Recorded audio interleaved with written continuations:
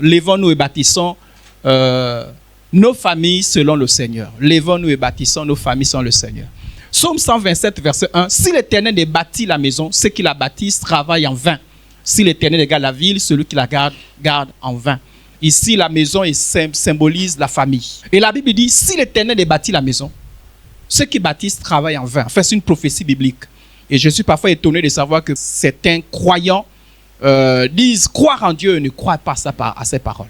La Bible, ce texte nous dit que si Dieu n'est pas dans la construction de ta famille, le travail que tu fais peut sembler être bon, agréable dans le temps présent, mais dans l'avenir, les choses vont s'écrouler. Donc on peut bâtir, il est possible. Ce texte nous montre qu'on peut bâtir sans Dieu. C'est possible de bâtir sans Dieu. Quand on bâtit sans Dieu, ça peut être beau à voir. Ça peut être appréciable tout de suite. Ça peut être agréable tout de suite. Mais la finalité, c'est la destruction. La finalité, c'est la vanité. Donc c'est une prophétie. Voilà pourquoi, en tant que croyant, on ne doit pas prendre le risque de bâtir sans Dieu. D'ici l'Éternel de bâtir ta famille, ton travail, c'est un travail en vain. Je vais encore être un peu plus précis. Si l'Éternel, si tu entretiens ta famille, scolarise tes enfants, éduque tes enfants, mets des principes au sein de ta famille, si c'est tout ce que tu fais là, le fondement n'est pas Dieu, la Bible dit que ça finit par la vanité.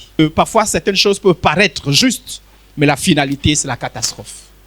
Donc, il est nécessaire pour nous de veiller à ce que Dieu soit le fondement de nos familles. Si l'Éternel a bâti la maison, ceux qui la bâtissent travaillent en vain. Et je vous ai fait une illustration ici. Avant que cette maison ne soit détruite, elle était appréciable de tout le monde.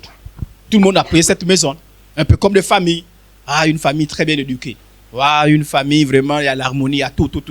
Mais parce qu'elle était bâtie sur le sable, cette maison-là, elle a fini par s'écrouler.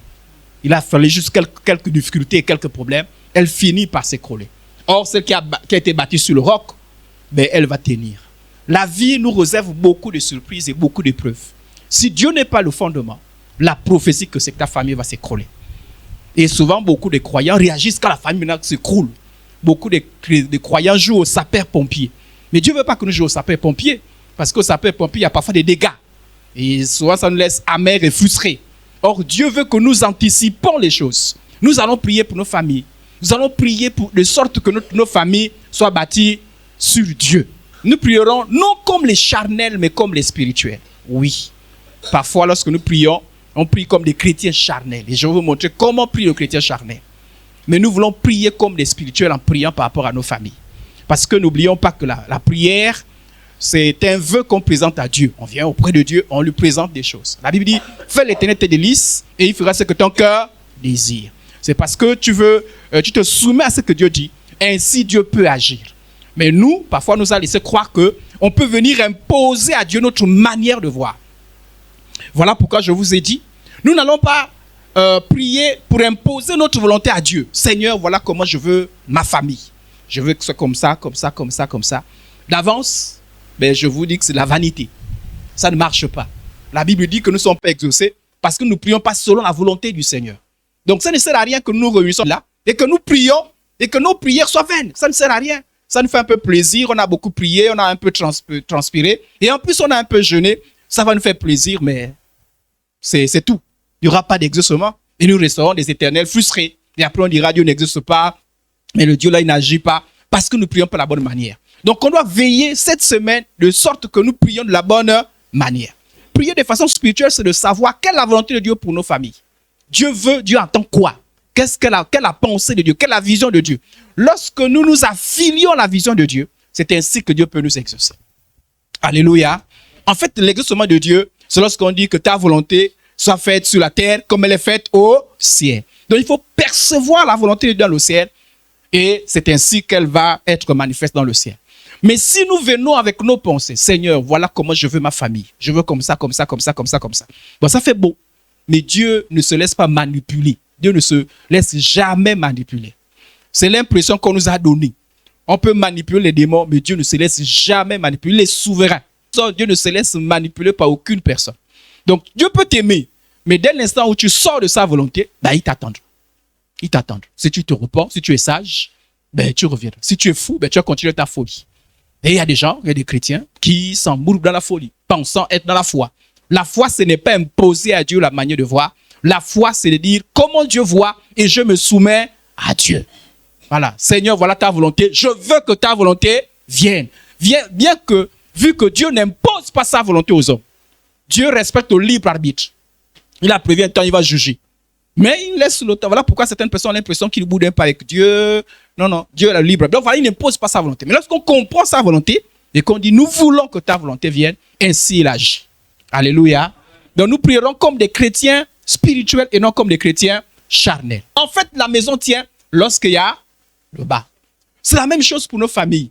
En fait, ce qui fait la réussite pérenne, la réussite qui tient sur le temps, c'est le fondement. Si le fondement n'est pas bien, la famille va sembler réussir. Ça sera beau.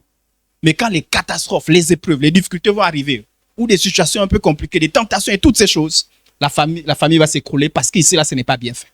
Alors, la vision de Dieu, c'est quoi? La Bible dit, cherchez premièrement. Dieu a organisé les choses. Il y a ce qui est premier, il y a ce qui est second. Et ce principe-là tient également pour la famille. Ça veut dire que ce que Dieu dit premier quand tu pries, c'est ce que tu mets en premier. Mais si tu cherches d'abord ce qui vient après et ce qui vient avant, tu négliges, Dieu n'est pas à l'intérieur. Cherchez premièrement le royaume et la justice de Dieu et toutes choses vous seront données par-dessus tout. Premièrement, c'est ce qui est ici.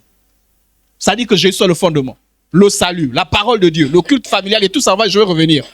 Et après, maintenant, ça va pas. Oh Seigneur, mes enfants se marient. Oh Seigneur, je me marie. Oh Seigneur, donne l'enfant. Oh Seigneur, fais que mon mari et moi, nous nous comportons, ma femme et moi. Eh Seigneur, que mes enfants réussissent. Oh, bac plus 15. Bonne santé, prospérité. Ça, c'est après. Donc, quand je prie, mon énergie, c'est d'abord premièrement. Mes actions, c'est d'abord premièrement. Je néglige pas ce qui est ici. Mais il faut que je veille à ce que ça là aussi soit. C'est d'abord, je mets l'accent, c'est plus mon énergie ici. Et ensuite, ça. Or, généralement, quand on prie, on prie pourquoi? Voilà l'homme charnel. Quand il vient, il renverse les choses. Voilà. L'homme charnel, au lieu de commencer à prier pour le fondement, prie d'abord, Seigneur, le mariage. Oh Seigneur, oublie ici. Qu'on soit converti, pas converti, que Jésus soit le centre ou pas. La parole de Dieu soit le centre ou pas. Quand je prie pour ma famille, oh, bac plus 15. Ah là là. Et je mets tout mon argent à bac plus 15. C'est pas mauvais. C'est mauvais bac plus 15. Mais si mon énergie que là, mais si mon énergie n'est pas sur le fondement, une fois je vous ai dit, qui a déjà par exemple offert une Bible à son enfant. Je vous ai dit une fois que lorsque on est en rentrée scolaire, non? Quand c'est les fournitures, même si c'est les livres font 70 000, on va acheter les livres, non? Mais quand on dit, parents, achetez la Bible à vos enfants. Ah là, mais vraiment, je ne sais pas, vraiment, c'est 7 000 francs, 5 000 francs. Mais 5, on va faire 4 mois pour avoir 5 000. Mais si c'est les livres qui font 70 000, ça va sortir. Là. Qui l'a déjà fait? Je vous ai dit, une maman m'a marqué un jour, elle faisait voyager ses 2 enfants pour que je les encadre. C'est la première fois que je voyais une maman qui prenait ses enfants. Je crois que c'est 2 fois la semaine même d'ailleurs. 2 fois la semaine. Les enfants venaient, je les faisais des cours bibliques. Je les encadrais dans la foi. Et puis j'ai dit, mais maman, tu dépenses l'argent? Je dis, l'argent, il faut que mes enfants soient fondés sur la foi. Parce que si Jésus n'est pas le fondement, ces enfants-là, ils vont finir par se perdre. Le monde est méchant. Donc, elle investissait aussi pour l'école, mais elle investissait aussi pour la foi. Alléluia. Quand les enfants viennent, on demandé telle chose à l'école. L'argent sort, non? Mais à l'église, on a dit qu'on a une petite retraite spirituelle. Ah, mais vraiment, l'argent.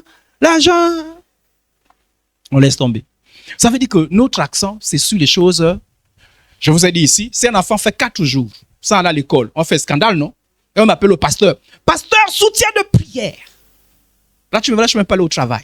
Parce que j'ai pris l'enfant, j'ai déposé, j'ai dit, tu veux me faire quoi? Tu me fais quoi? L'école, c'est ton avenir. Tu fais quoi?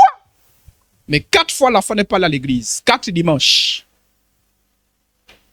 On ne trouve pas de problème. On ne prie même pas trop.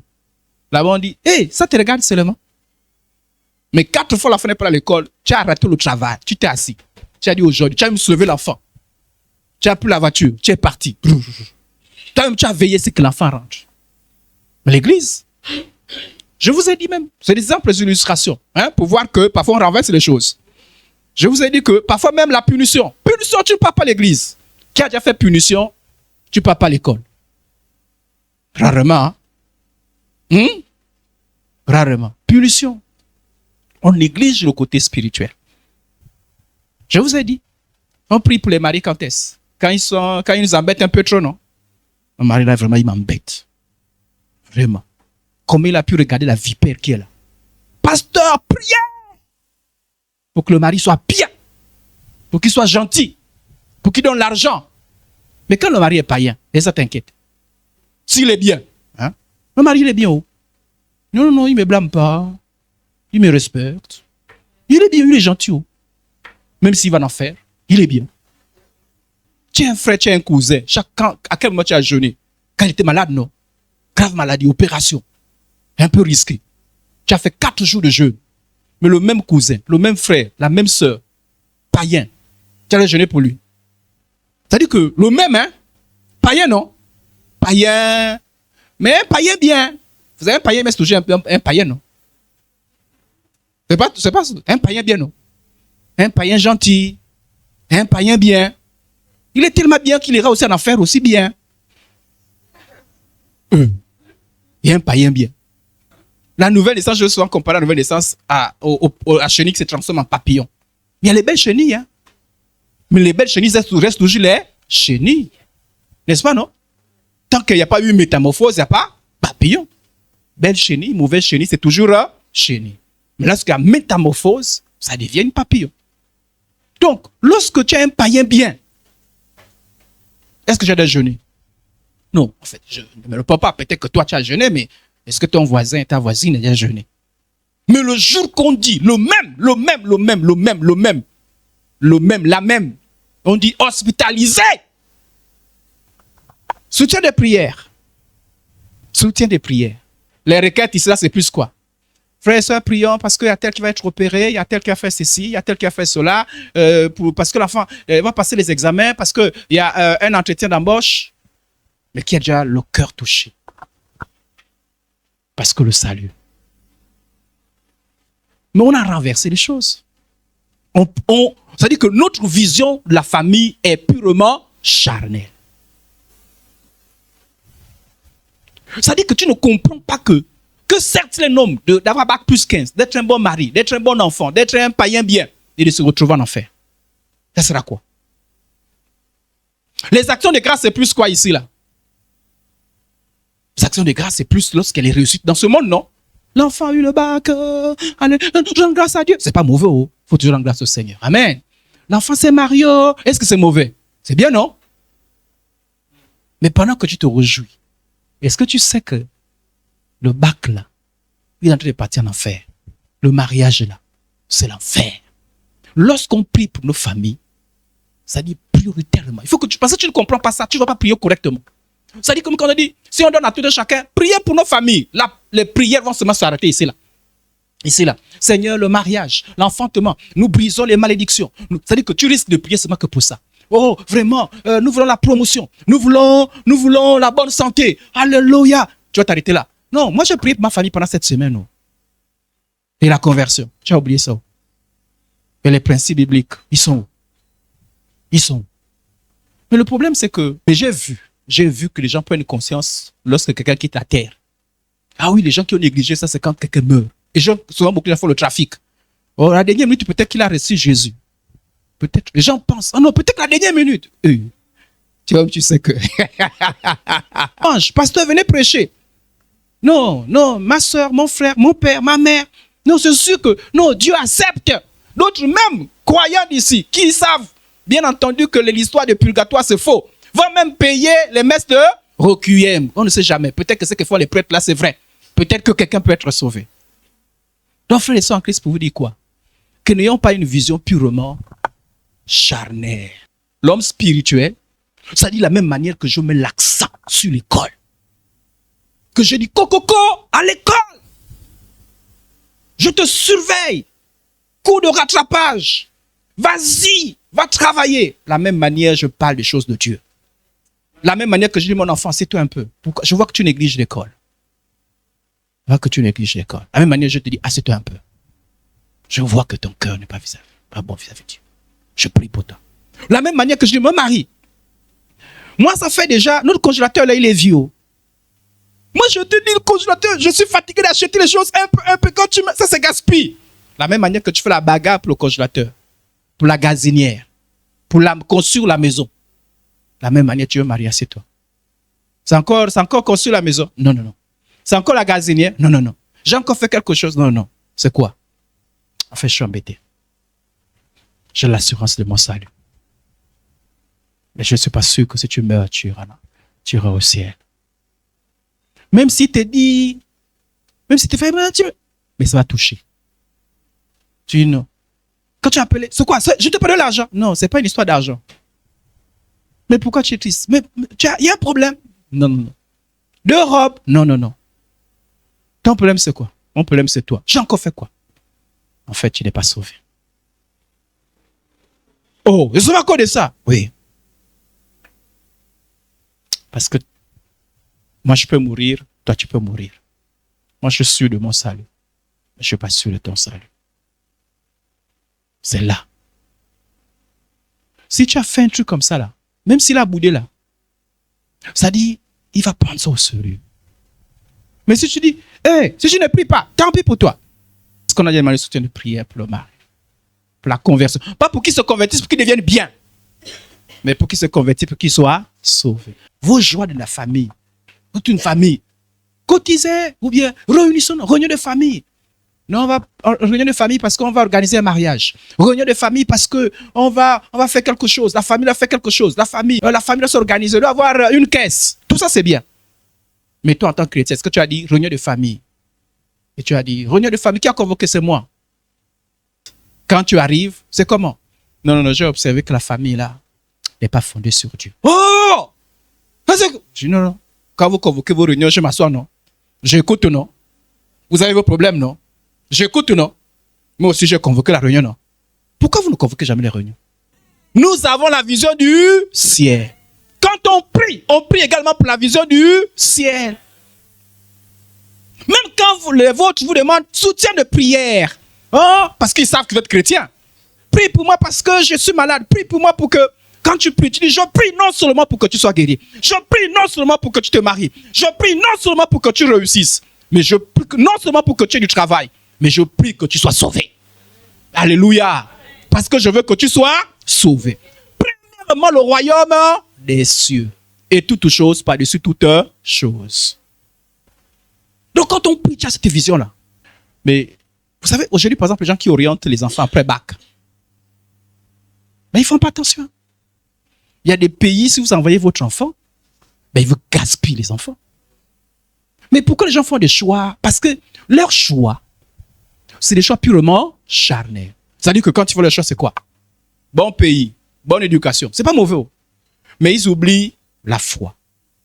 Parce que quand tu veux orienter ton enfant, tu tiens compte aussi de la foi. Oui. Donc, il faut toujours voir l'équilibre de la foi. Frères et sœurs en Christ, le ciel existe. L'enfer existe. Tout quand on prie pour nos familles, premièrement.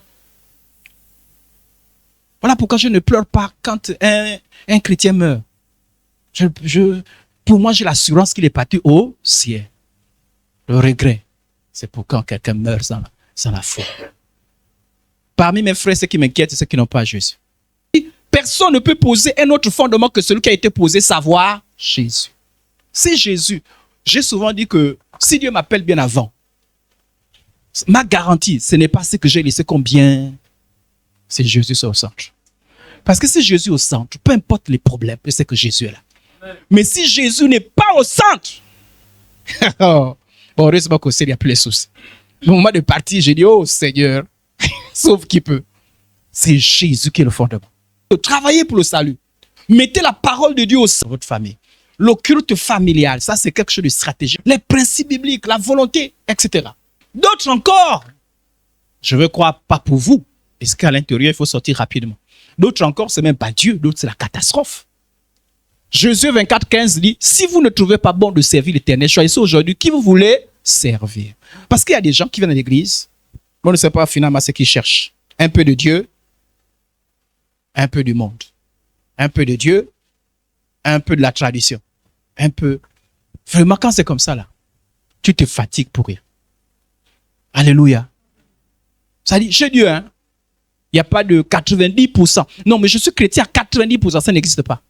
99,99999%, ça n'existe pas. Chez Dieu, ça c'est 100%, ça c'est rien. Et moi, je suis embêté pour ceux-là qui viennent à l'église, mais qui ne sont pas consacrés totalement à Dieu. Qui, pour leur famille, il y a un peu de Dieu, il y a un peu la tradition. Tradition. Lorsque ça implique le spirituel, c'est purement diabolique et c'est purement sorcellaire. D'autres encore sont encore au niveau des incisions. Il y a des chrétiens qui font encore des incisions. Ça compte un peu sur Dieu. Ça compte un peu sur les incisions. Et il faut totalement te détacher dessus. Ceux qui sont païens sont païens. Mais toi, tu as la lumière. Ben prie et persévère. Mais beaucoup de gens cèdent à ça. À quel moment les chrétiens cèdent dans ces choses-là? Souvent, les chrétiens connaissent ces choses-là. Mais c'est quand il y a des problèmes. Moi, j'ai eu un frère qui a mis au mort des jumeaux. Je suis allé, j'ai vu la maman. Elle m'a dit, ah, mais vraiment, moi, je crains. Parce qu'ils ont toujours les mauvais témoignages. Je vous dis, mais les chrétiens aiment toujours s'attacher aux témoignages. Ah, il y avait tel chrétien, il n'a pas fait les jumeaux, il a voulu faire les choses de Dieu là, et puis les enfants tombent malades. Après, il est venu faire. On a dit, tu as vu. Et tu toujours les choses. Mais je connais aussi des gens qui ont eu des jumeaux, qui n'ont fait aucun rituel, et les enfants vivent. Mais quand tu es incrédule, tu captes plus quoi? Les mauvais témoignages, non. Les bons témoignages, tu ne crois pas. Tu ne crois même pas. Même quand on dit non, mais tu es sûr? Mais oui. On est ensemble? Amen, amen. Je vous ai dit que j'ai eu la grâce de connaître qu'une seule femme, ma femme. Mais il y a beaucoup de gens qui ne me croient pas. Moi, j'ai qui dit non, tu es sûr? Tu ne mens pas. Moi, je dis la vérité. Donc, ceux qui n'ont pas encore fait ces choses-là, qui ne sont pas mariés, dînez bon, c'est possible. Pas comme ils disent, non, c'est impossible. Non, c'est possible. Je suis allé au mariage sans connaître les femmes, c'est possible. Donc, il est possible d'avoir des jumeaux et ne pas faire des rituels, les jumeaux ne meurent pas. Donc, mais si toi, tu as que l'esprit un peu, pas toi, quelqu'un, il n'a que l'esprit tordu, il va voir que le mauvais témoignage, non, tel n'avait pas fait, voilà, l'enfant était mort.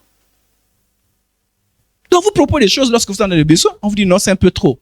Nous tous sommes pris. Les gens commencent toujours comme ça là. Ah, je m'approche de toi parce que je vois que tu as un problème. Nous tous, on prie. Et ça commence. Tu as même le pasteur qui est là-bas. Je vous dis, il est venu, il a fait ça. Donc, toi aussi. Ne tiens pas, ne reste. Fais un peu. Et ainsi, on a des gens, un peu de fétiche, un peu de Dieu, un peu de fétiche. Il y a encore des gens. Bon, il y a encore, je veux croire, si tu as ça, il faut amener un brûle. Il y a des gens qui ont encore les fétiches. Ils viennent à l'église. Il y a des gens qui ont le courage d'amener ça à l'église. Ils mettent ça ici. Et à l'église.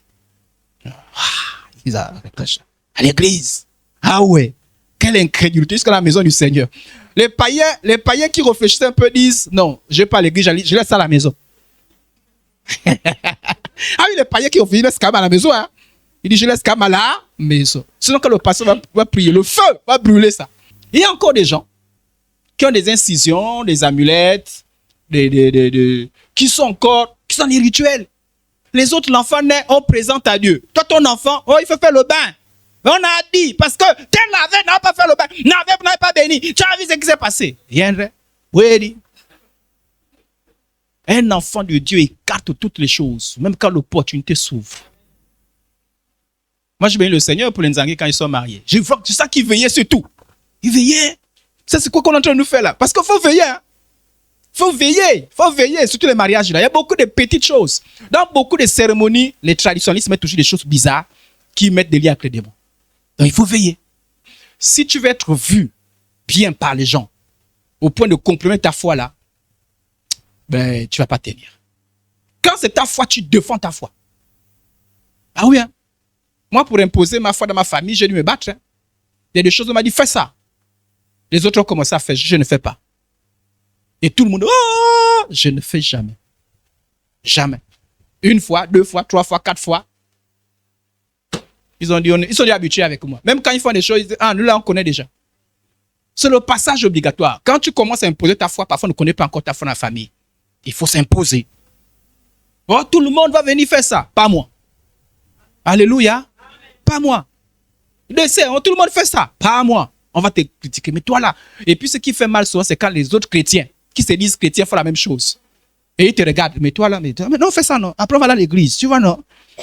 Et puis on te critique toi. Reste. Reste. Sois un chrétien, vrai chrétien. La Bible dit que celui qui honore Dieu, Dieu va l'honorer. Mais si tu as peur, moi j'ai plus peur. Je vous ai dit qu'on m'a chassé de la maison. J'étais jeune. On m'a dit sors de la maison. Je suis sorti, je ne savais pas où je partais. Parce que j'ai refusé de me soumettre à un rituel. T'es jeune. Sors de la maison, je suis sorti. Bon, aujourd'hui, ils ont regretté ça. Sors. Je suis sorti. J'avais le choix. Soit me plier, soit au nom de la foi. La foi. Jamais. Il faut résister. Alléluia. Laisse que les propositions sont faites. C'est des choses, il faut les détruire. Ces objets symboliques, tu ne peux pas mélanger un peu de Dieu, ça ne marche pas. D'ailleurs, tu énerves Dieu et tu énerves les démons. Ah oui, parce que les autres, ils nous ont dit aux démons, ils ont dit on se soumet. Démons, fais-nous. Ils se soumettent.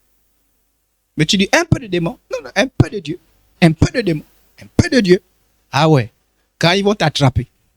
Et tu viendrais un mauvais témoignage. Mais il y a tel chrétien, mais attention, tel chrétien comment? Toi, tu n'es pas un bon témoignage. On sait pourquoi les démons t'ont écrasé. Parce que tu avais un peu de Dieu. Un peu. Voilà pourquoi ne voyez pas toujours les témoignages là n'importe comment. Parce que tu ne connais pas le fond de la vie de quelqu'un. Amen, amen. Amen, amen. Donc, je n'ai quitté là. Si tu as ça là, il faut détruire ça. Et faire confiance à Dieu. Maintenant, après, les chrétiens, ils ont inventé les trucs. C'est-à-dire que tu sens ceux qui sont incrédules, quoi. Ils ont dit, bon, plus de ça. Ils ont un peu de citron. Quelqu'un m'a écrit sur TikTok. Elle était bienveillante. Que le Seigneur la bénisse. On a dit, mais pasteur, mais l'hysope, le bain de l'hysope. On m'a dit, pour enlever les impuretés. Et les chrétiens qui sont encore dans les bains de l'hysope, est-ce que le bain de l'hysope, c'est chrétien? C'est pas chrétien. Vous avez pris une plante. Dans la Bible, on dit que l'hysope, je crois que c'est le psalmiste qui dit que l'hysope, pour purifier, c'était les chrétiens de l'Ancienne Alliance voyaient en l'hysope un symbole de purification. C'est tout. Mais le chrétien qui le purifie, qu'est-ce qui purifie le chrétien? Le sang de Jésus, non? Quand tu mets le bain de l'hysope, tu es incrédule. Tu ne crois pas au sang de Jésus. Tu crois que l'hysope va te... Vas-y. Jésus a demandé de faire le bain de l'hysope. Par contre, je vous dis la vérité, l'hysope est très utilisé dans la sorcellerie et dans l'occultisme. Oui, c'est beaucoup de sorciers utilisent l'hysope. C'est une plante, c'est un peu comme le liboga. Donc, quand toi tu mets tes bains de l'hysope, tu ne sais pas à quoi tu te connectes. Donc, les chrétiens, ils ont dit non, les chrétiens.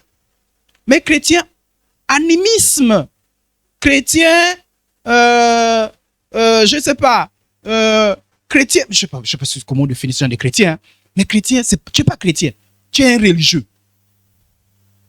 Donc, ils ont les choses, ils ont les cailloux magiques, ils ont les photos, ils ont ces choses-là. C'est la même chose, tu es encore à ce stade-là. Si dans ta famille, tu as mis la famille sur l'hysope, sur les photos d'un pasteur, sur les cailloux spirituels, sur les bois spirituels, sur la photo spirituelle, sur le bracelet spirituel. Moi, j'ai vu des chrétiens qui les bracelets, il paraît qu'on donne ça, le prophète a prié, l'a donné. Si c'est ça là, et puis tu as donné à toute ta famille les bracelets spirituels. Ah ouais. Toi et tes bracelets. Dieu n'a pas recommandé ça. Lorsque tu veux que ta maison... Parce que quand on prie, il faut d'abord renouveler l'intelligence. Sinon, ça ne sert à rien. Lorsque tu veux que ta maison soit fondée sur Dieu, élimine aussi ça. Comment tu es chrétien dans ta maison encore la musique du monde? Chez moi, qui va essayer même? Qui? Je t'interdis. Qui que tu sois. Ah non, c'est chez moi. Au nom de... Ah ouais. Ça a commencé comme... Respectueusement, je te dis, chez moi, ça ne se fait jamais. Oui. Quand j'irai chez toi, si tu mets ça, je vais me mettre dans un coin en train de prier. Mais parce que tu es chez toi. Soit je quitte, soit je me mets dans un coin. Mais chez moi, tu te soumets à la loi de ma maison. Quand je dis culte familial, tu viens prier, obligatoirement. Même si tu ne connais pas prier, tu viens écouter quand même. Mais moi, culte familial, toi, tu dis non, mais je suis dans mon coin là-bas. Ah ouais. Et tu fais 1 semaine, 2 semaines chez moi.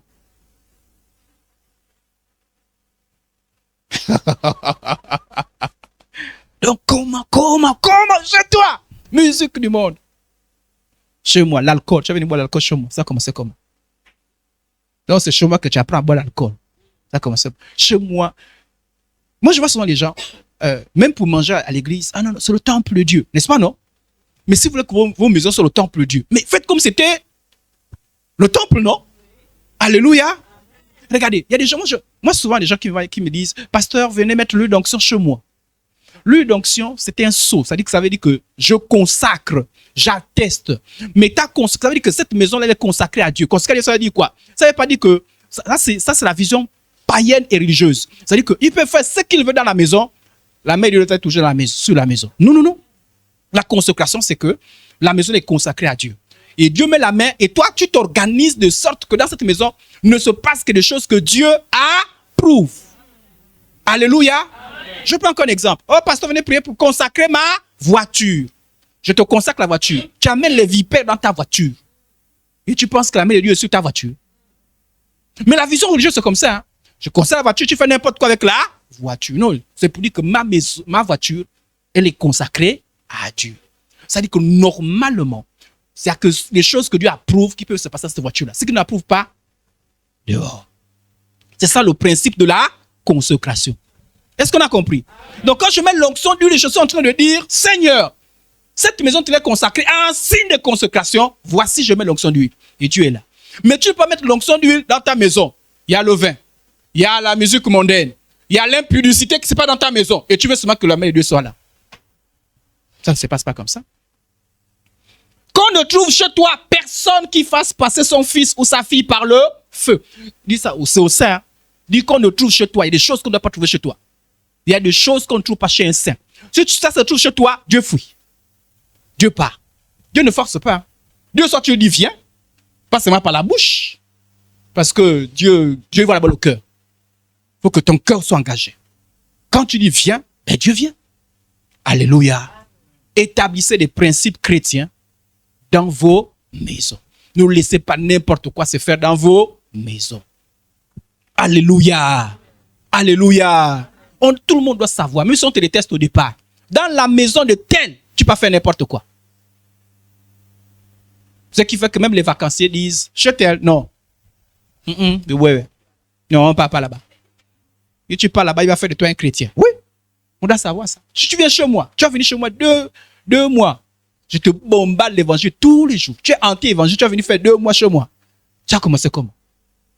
C'est-à-dire que, imagine quelqu'un qui fait 2 mois chez moi. Il ne vient jamais à l'église. Il n'est pas, non. Le premier jour, je t'entretiens déjà. 2e jour, je te parle de Jésus. 3e jour, tu n'as que 2 choix. Soit tu fuis, soit je te convertis. Ou bien tu fais semblant. Pendant que tu es là, tu dis, mais tu ne peux pas afficher pleinement ta vie de païen tout en étant chez moi. C'est pas possible. En agissant ainsi, tu es en train de dire, Seigneur, je consacre ma famille à toi. Amen, amen. Quand l'Éternel ton Dieu marche au milieu de ton camp, de ta famille, pour te protéger, pour te livrer, livrer tes ennemis. On est ensemble, non? Dieu fait la promesse, mais à condition. Ton camp devra donc être saint. Remplacé comme par famille. Donc la famille doit être comment? Sainte. Enfin que l'Éternel ne voit chez toi rien d'impur. Donc ça c'est ton travail à toi. Tu dis Dieu protège, Dieu est là. Dieu bénit, Dieu est là. Fais grâce, Dieu est là. Bénédiction, Dieu est là. À condition que tu veuilles assez qu'il n'y a rien d'impur. Voyez ce que faisait Job. Job appelait ses enfants. La Bible dit qu'il priait avec eux. Il les avertissait. Même si le scandale arrivait, mais ce n'était pas dû au comportement des enfants. Parce qu'au niveau des familles de Job, c'est ceux qui sont allés au ciel. Parce que vraiment, Job veillait sur eux. Chaque fois. C'est ça un responsable de famille. Ne laissez pas n'importe qui influencer vos enfants. Je vous ai dit tout à l'heure que même moi-même pour envoyer mes enfants en vacances, Je cherche à savoir chez qui. Comment ça se passe là-bas. Ah, c'est pas bon, j'envoie pas mes enfants. J'envoie mes enfants, après ils deviennent païens là-bas. Là-bas, avec moi, c'est la guerre tous les jours. Tu imagines ce Dieu tous les jours, matin, midi, soir. Tu vous imaginez là où il n'y a pas Dieu? Mais, ah non. Ah, je veille sur mes enfants. Amen.